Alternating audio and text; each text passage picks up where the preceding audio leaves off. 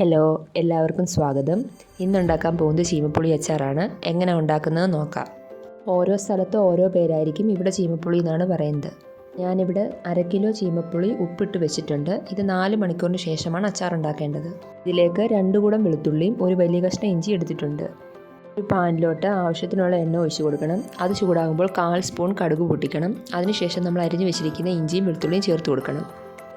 ഇനി ഇതിലേക്ക് 1/4 സ്പൂൺ മഞ്ഞൾപ്പൊടിയും കൂടി ചേർത്ത് കൊടുക്കണം.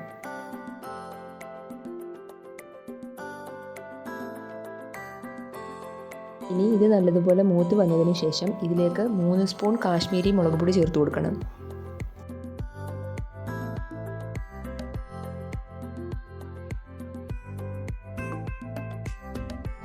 ഇനി ഇത് നല്ലതുപോലെ ഇളക്കി യോജിപ്പിക്കണം.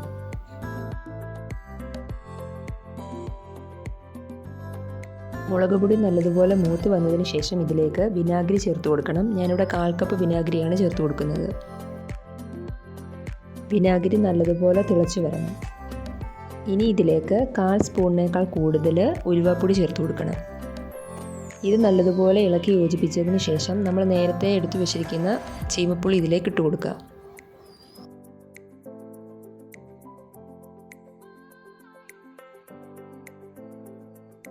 മുഴുവനും ചേർത്ത് കഴിഞ്ഞതിന് ശേഷം നല്ലതുപോലെ ഇളക്കി യോജിപ്പിക്കണം.